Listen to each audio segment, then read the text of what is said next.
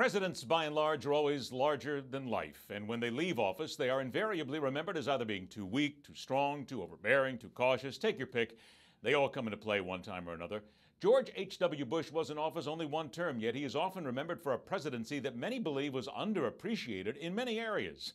One that needs to be reviewed in the light of current day and discussed for what it was and perhaps what it was not. Our guest is the former governor of New Hampshire and the former chief of staff to President George H.W. Bush, also author of the new book, The Quiet Man, The Indispensable Presidency of George H.W. Bush. Welcome, John Sununu, to the Hardline. Governor, pleasure to have you on the show. Yeah, nice to have me on. Thanks very much. It always is. Governor, what is it more often, the one thing in your mind that people always miss about President Bush, the one thing that they don't talk about enough? I think they missed the fact that he was a president that passed more domestic legislation than any other president except Lyndon Johnson and Franklin Roosevelt, and good conservative legislation that dealt with needs in ways that were free market and free enterprise and conservatively oriented. Why then is the domestic side overlooked? Because every time you hear about George H.W. Bush, people always mention foreign policy. There has to be a reason why his home policies were so overlooked. Well, you know, in my book, I make an analogy to Babe Ruth, who ended up being remembered as a great slugger, but everyone forgets he was also one of the greatest pitchers of all time. And so George Bush's foreign policy is analogous to Babe Ruth's slugging capacity, and his domestic policy, which is great, gets overshadowed by himself.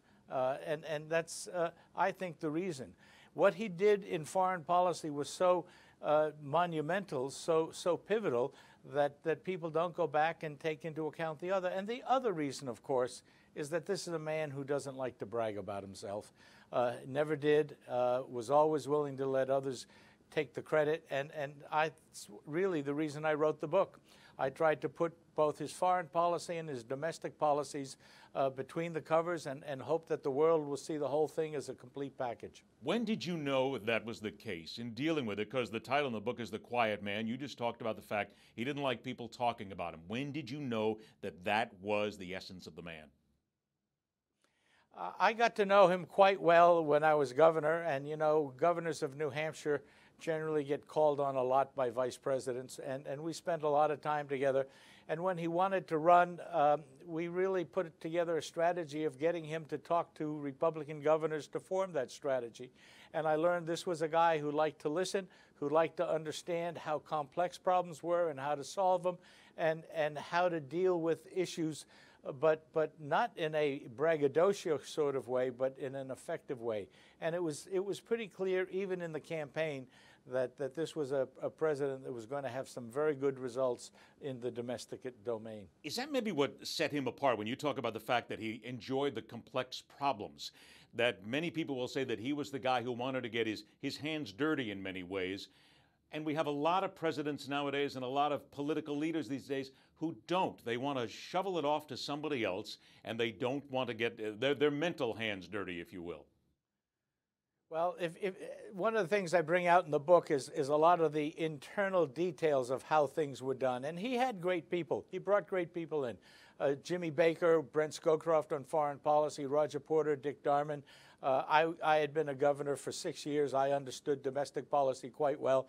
And this was a president that talked to his people, worked things out with them, but also invested his time. When we were doing the budget, the Democratic chairman of the Ways and Means Committee, Danny Rostenkowski, came down for at least 24 one-on-one meetings with the president as we tried to work through the details to find something that could be passed. This was a president that invested his time and his political capital in doing things and dealt with people one-on-one, one in a group, almost any way at all to create the coalition to get good results. Hindsight, always 20/20, if indeed George H.W. Bush would have gotten that second term. How do you think the country would be different today? Well, I'll give you two or three things. One, he certainly had his eyes on welfare reform. He proposed a package which eventually was very similar to the package that Bill Clinton got passed. But most important, I think, you would have seen an expansion of some foreign policy achievements. He had started the Madrid peace process, the Middle East peace process at Madrid. I think he had the stature and the trust of both sides to perhaps do something that even to this day has not been brought to fruition.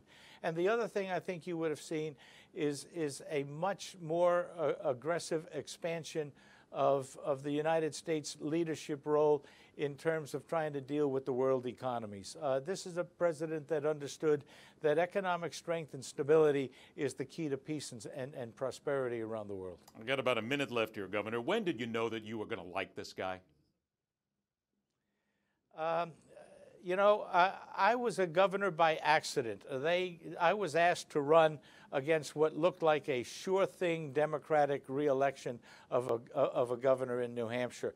And I won the nomination against this sure thing Democrat. And I picked up the phone as a newcomer to politics. I called the Vice President of the United States. I said, come on up. Could you come up and do a fundraiser for me? And 11 days later, George Bush was there. And right from the bat, he responded to a request for a favor, and he delivered on it, and I quickly found somebody there that cared about people. An absolutely fascinating life. The book, once again, is called The Quiet Man, The Indispensable Presidency of George H.W. Bush. It is a must-read for anybody who wants to not only look at politics then, but look at how it has evolved into what it is today. Governor, a pleasure to have you on the show. Thank you so much. I'll look forward to a beer sometime at Lake Winnipesaukee. Come on up. Thanks for having me. You got it. Anytime. Thanks so much, Governor. It's always interesting how we need to look back a little bit and how it still reads into today's politics. Stay with us. The fastest 60 minutes in news will continue.